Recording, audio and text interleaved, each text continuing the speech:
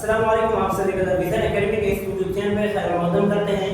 आज ये है उर्दू से इंग्लिश सीखने का सीरीज, लेकिन ये आज लर्निंग सीरीज नहीं है बल्कि ये आज ग्रामर सीरीज है। ठीक है, जहाँ से हम लोगों ने पिछले क्लास में ग्रामर को लास्ट क्लास में छोड़े थे, आज वहीं से इसको शुरू करने वाले हैं।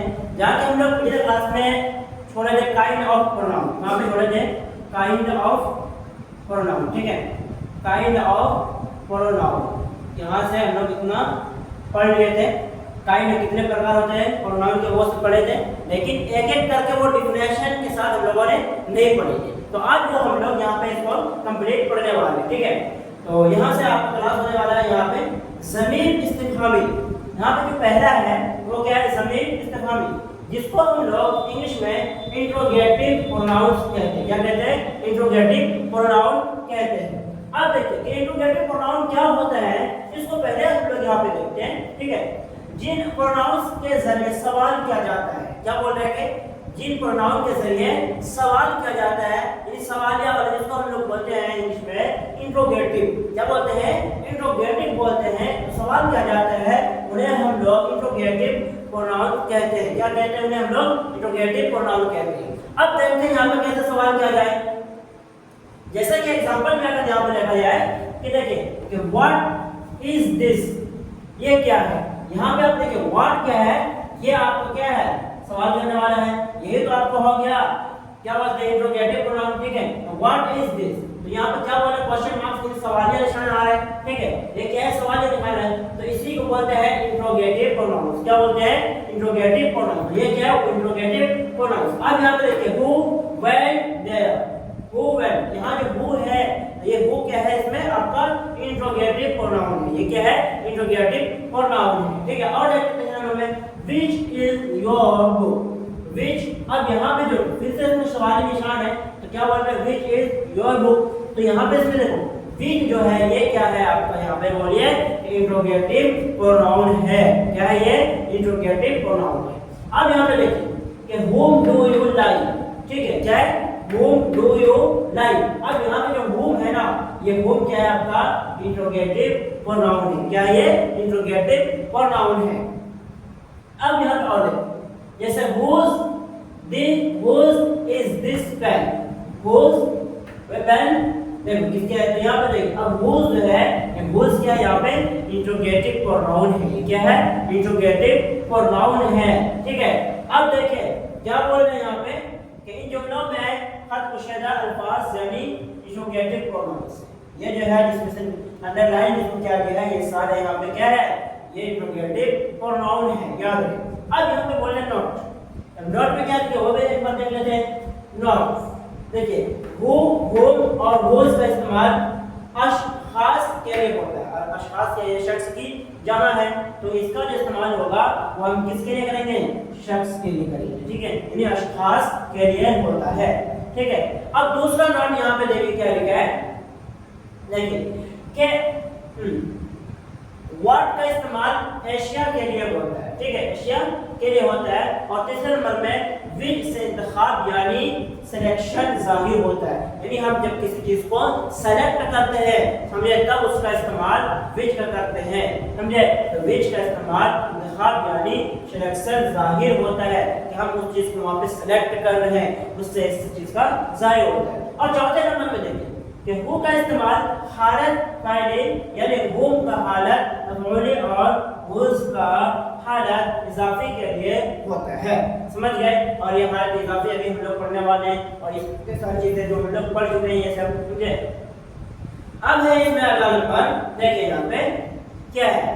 अब देखिए कि ज़मीर मौसूला क्या है, ज़मीर मौसूला यानी रिलेटिव प्रोनाउन, इसको इंग्लिश में क्या बोलते हैं, रिलेटिव प्रोनाउन। क्या बोलेंगे इसको?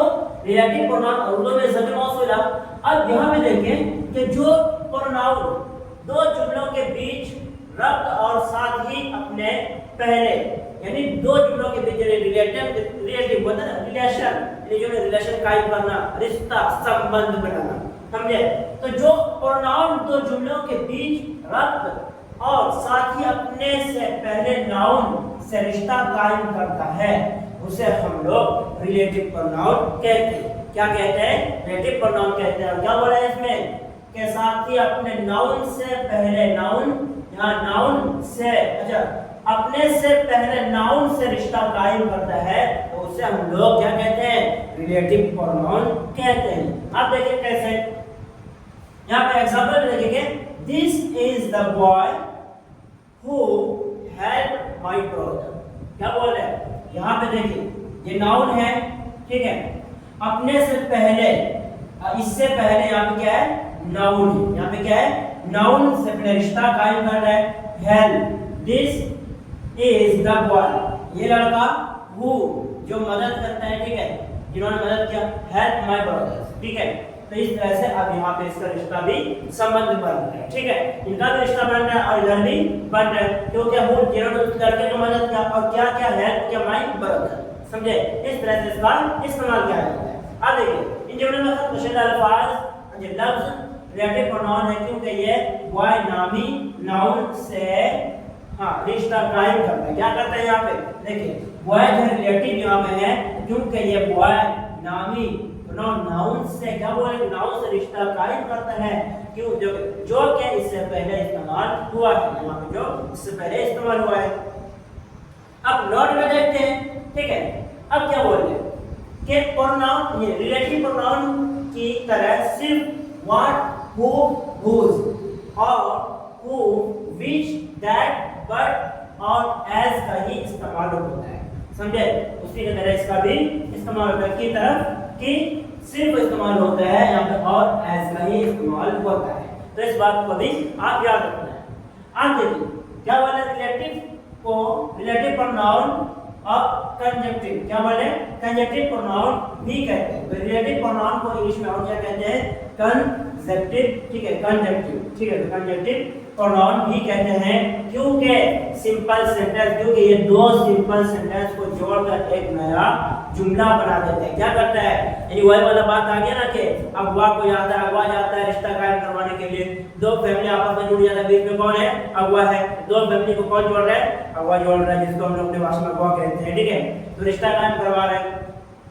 अब यहाँ पे देखिए कि आई मीट जकी, क्या बोल रहे हैं कि आई मीट जकी, जकी, ठीक है, जकी हैड जस्ट रिटर्न, यहाँ पे एक सेंटेंस ये हो गया और एक सेंटेंस ये हो गया, तो इन दोनों में क्या है, संबंध बना रहा है। आई मीट जकी में जकी से मिला, आई हैड जस्ट रिटर्न, जैसे कि वो वापस आया था, समझे, इसे क्या कर रहा, रिश्ता कायम करवा रहे हैं। और देखिए I meet Zaki who had just return, ठीक है। अब यहाँ पे दूसरा एग्जांपल देखिए, he has found the pen, he had lost the pen, समझे, तो देखो he had found the pen, he had lost the pen, यहाँ पे इस तरह से इसका एग्जांपल दिया है। अब है इसमें ज़मीर तक़सीमी, जिसको हम लोग इंग्लिश में डिस्ट्रीब्यूटिव प्रोनाउन कहते हैं। क्या कहते हैं इंग्लिश में, डिस्ट्रीब्यूटिव प्रोनाउन कहते हैं। अब देखिए यहाँ पे क्या लिखा है कि जो प्रोनाउन जुमले में आए हो अशखास, यानी ये क्या है, शख्स की जमा है या अशिया में से हर एक को बयान करे, उसे डिस्ट्रीब्यूटिव प्रोनाउन कहते हैं। क्या कहते हैं उसे, डिस्ट्रीब्यूटिव प्रोनाउन कहते हैं।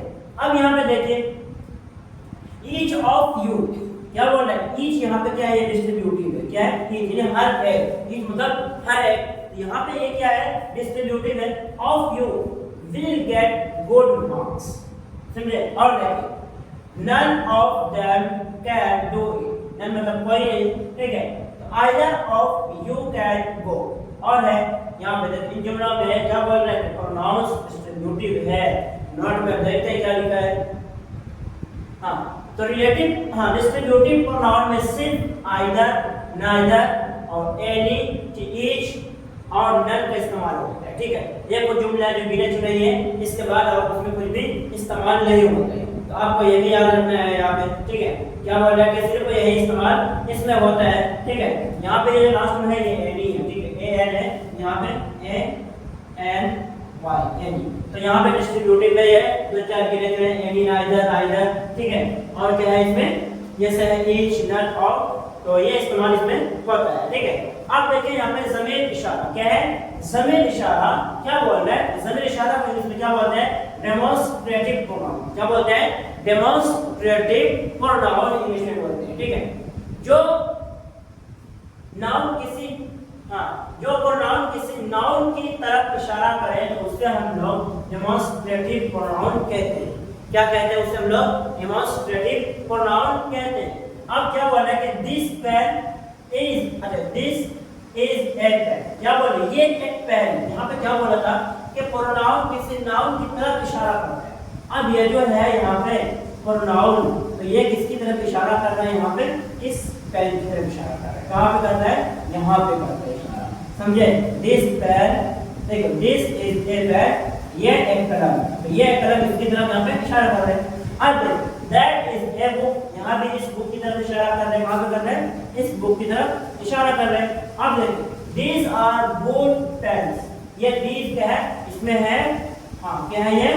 डेमोंस्ट्रेटिव प्रोनाउन, तो यहाँ पे ये इसकी तरफ कर रहे हैं, पेन्स की तरफ कर रहे हैं। those are good books, ये कहाँ पे कर रहे हैं? बुक की तरफ ये इशारा कर रहे हैं, ठीक है। अब यहाँ पे देखते हैं इसके नोट्स वगैरह में क्या है, ठीक है। अब देखिए क्या बोल रहे हैं नोट 1 में, प्रोनाउन के फौरन बाद वर्ब आता है। ये भी याद रखें कि प्रोनाउन के बाद फौरन क्या आता है? वर्ब आता है, ठीक है। अब दूसरे नंबर में है कि दिस और दिस करीब के लिए, जबकि दैट और दोज बाइद के लिए, मतलब दूर के लिए, समझे? अगर ये बोलेंगे ये यहाँ पे एक मार्कर है, दिस इज ए मार्कर, समझे? और दिस है ये मार्कर, और दोज अगर वहाँ पे कुछ तो मेरे कैमरे के पीछे भी हाइंड रखा हुआ है, तब उसका हम क्या बोलेंगे? दोज आर, ठीक है। इस तरह से इसका इस्तेमाल किया जाता है। दिस है पास, पास है दिस और दिस, अच्छा दिस और दिस का अगर दूर है तो वो दोज और दैट का इस्तेमाल हम लोग करते हैं। अब यहाँ पे देखिए क्या कहते हैं, ज़मीर तनकीद, ठीक है, ज़मीर तनकीद यानी इंडेफिनिट प्रोनाउन, इसको इंग्लिश में क्या बोलते हैं? इंडेफिनिट प्रोनाउन बोलते हैं, ठीक है। अब बोल रहे हैं कि जो प्रोनाउन किसी गैर मुतय्यन या नामालूम शख्स के लिए इस्तेमाल होता है उसे हम लोग इंडेफिनिट प्रोनाउन कहते हैं। क्या कहते हैं? इंडेफिनिट प्रोनाउन कहते हैं। तो याद रखिए किसी गैर मुतय्यन, यानी कि वो काम मुतय्यन नहीं है, वो फिक्स नहीं है, तो उसके लिए हम लोग ये इस्तेमाल करेंगे, समझे? ना मालूम, उससे मालूम नहीं पता चल रहा है, समझे? इस शख्स के लिए इस्तेमाल होता है। अब एग्जांपल के लिए देखो यहाँ पे कैसे इस्तेमाल हो रहा है ये, some have gone there। अब सब मतलब कोई ये थोड़ी है, मतलब आपको नहीं पता है कि वहाँ पे कौन है, समझे? कोई भी गया, कोई भी व्हाटएवर जो भी हो, आपको क्या मतलब है, समझे? तो यहाँ पे क्या बोलेंगे जो गैर मुतय्यन हो, जो फिक्स नहीं किया गया है, समझे? some have gone there, वो वहाँ पे गया, आपको नहीं पता है कौन गया है, ठीक है। इस तरह से यहाँ पे इस्तेमाल होगा। अब देखो many of them were Indians, वहाँ पे बहुत सारे इंडिया के भारतीय लोग हैं, तो वहाँ पे बहुत सारा कौन है इस पे हमको नहीं पता है। अब देखो all of us can protect, तो इस तरह से इस्तेमाल होता है। be good to the others, देखिए इस तरह से इस्तेमाल होता है। अब यहाँ पे इसका नोट्स है वो भी एक बार देख लेते हैं हम लोग। क्या बोल रहे हैं कि प्रोनाउन, अच्छा इंडेफिनिट प्रोनाउन में many, some, none, were, few, all, other, nobody, anybody, somebody वगैरह का इस्तेमाल होता है। क्या होता है? anybody का वगैरह यहाँ पे इस्तेमाल होता है, ठीक है।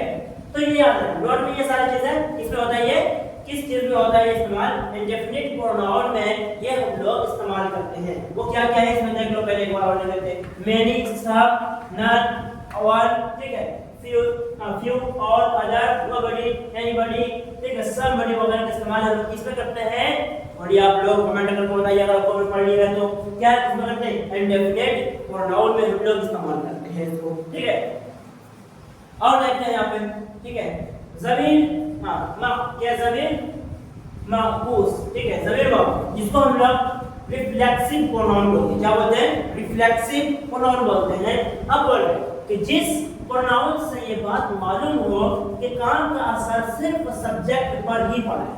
अब बोल रहे हैं काम का असर सिर्फ किससे पड़ा हो? सब्जेक्ट पे पड़ा हो, समझे? पड़ता है और किसी पर नहीं, तो उसे हम लोग रिफ्लेक्सिव प्रोनाउन कहते हैं। क्या कहते हैं?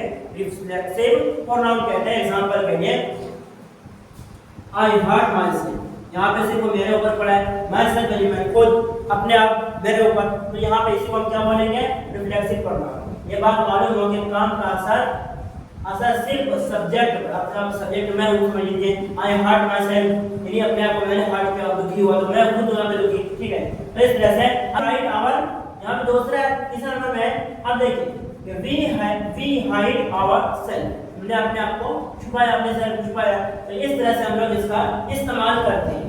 और यहाँ पे देखिए नोट में ये है कि देखिए इट, हर, हिम, माई और वर्ड के साथ क्या सेल्फ लगाया जाता है। तो ये सभी के साथ क्या लगाना है आपको, सेल्फ लगाया जाता है। लेकिन आवर और देम के साथ क्या बोले, सेल्फ लगाया जाता है।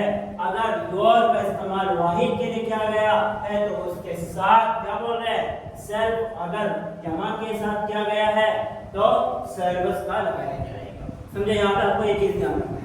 अब है इसमें देखिए ज़मीर ताकीदी क्या है, ज़मीर ताकीदी क्या बोल रहे हैं, ज़मीर ताकीदी।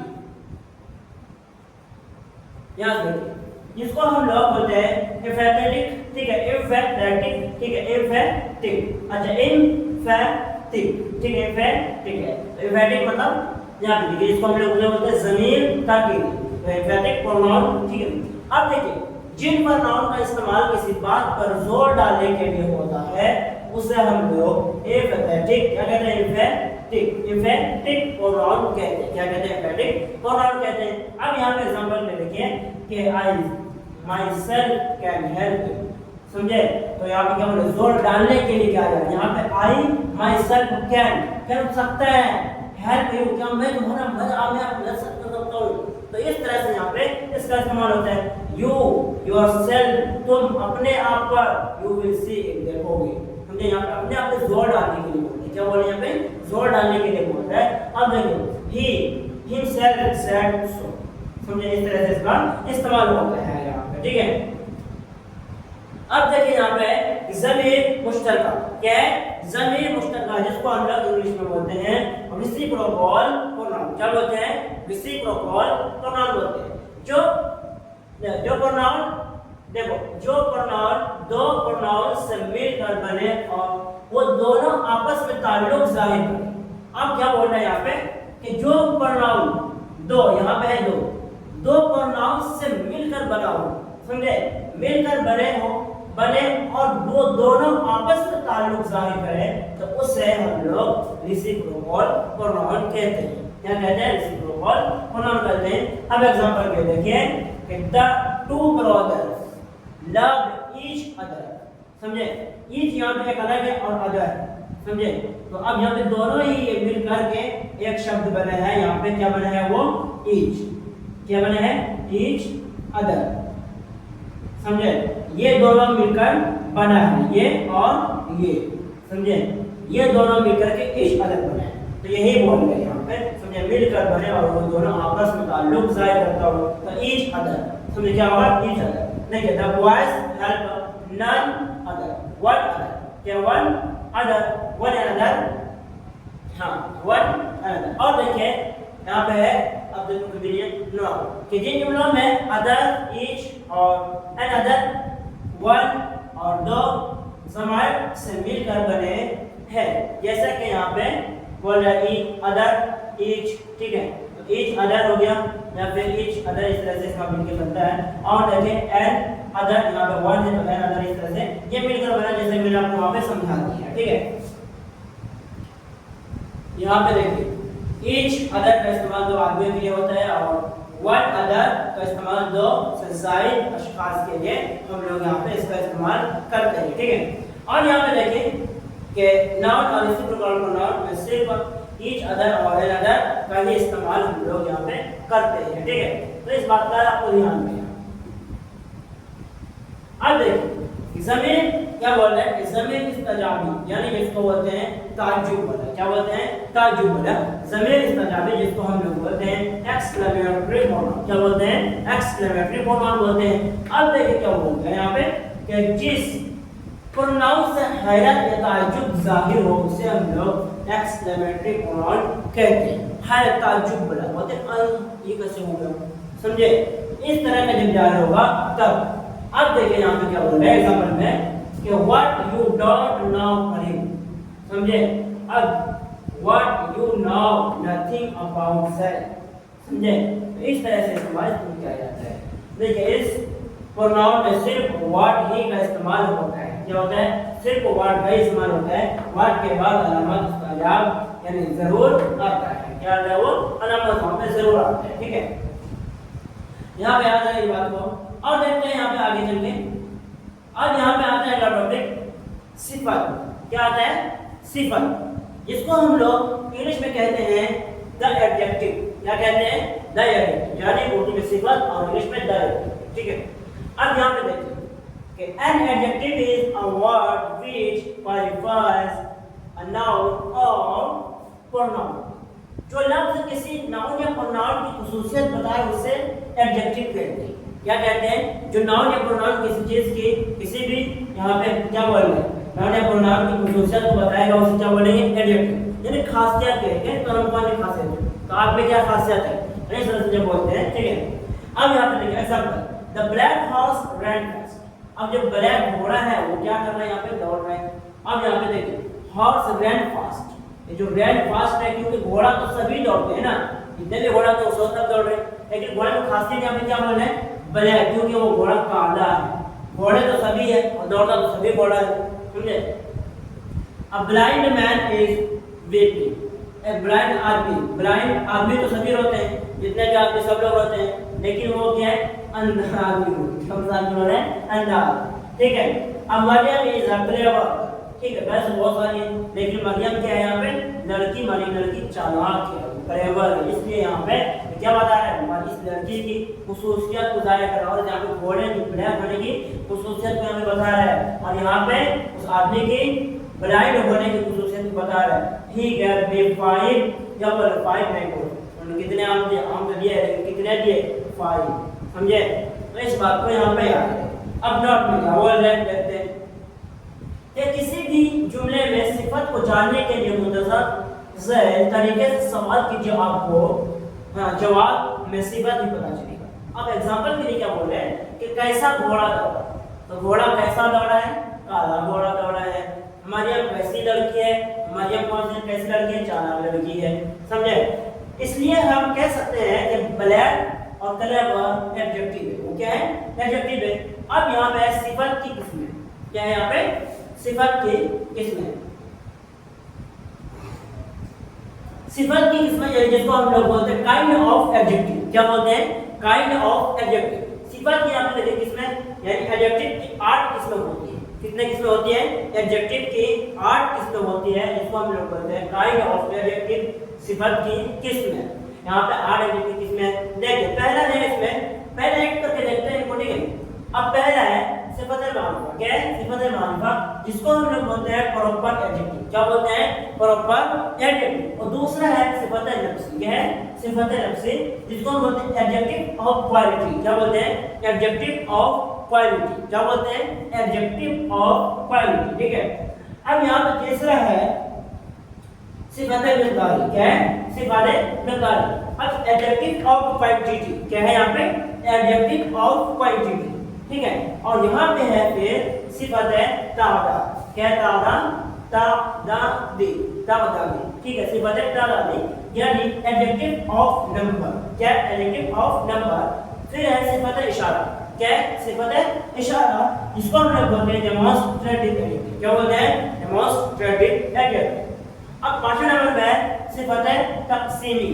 तक़सीम में बांटने वाला, सिफत तक़सीमी, जिसको हम लोग बोलते हैं डिस्ट्रीब्यूटिव। क्या बोलते हैं? Distributive adjective. उसके बाद है सिफत इस्तिफ़हामी। क्या है? सिफत इस्तिफ़हामी, जिसको हम लोग बोलते हैं इंट्रोगेटिव एडजेक्टिव। क्या बोलते हैं? Interrogative adjective. उसके बाद है सिफत इज़ाफ़ी। क्या है? सिफत इज़ाफ़ी, जिसको हम लोग बोलते हैं पॉसेसिव एडजेक्टिव। क्या बोलते हैं? पॉसेसिव एडजेक्टिव, समझे? और यहाँ पे आगे देखते हैं इसमें क्या है।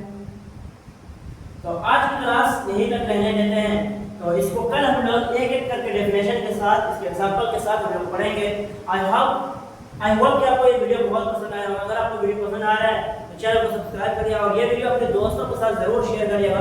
अगर आप ऑफलाइन क्लासेस ज्वाइन करना चाहते हैं तो इसका एड्रेस है गदाल का बसंतराय, गोड्डा, झारखंड में ये लोकेटेड है। ठीक है, और ये जो भी मैंने पढ़ाई है आपको पीडीएफ मेरे व्हाट्सएप ग्रुप में मिल जाएगा। आप ये कल वहाँ से नहीं जुड़े हैं तो आप मेरे नंबर से व्हाट्सएप ग्रुप में जुड़ सकते हैं।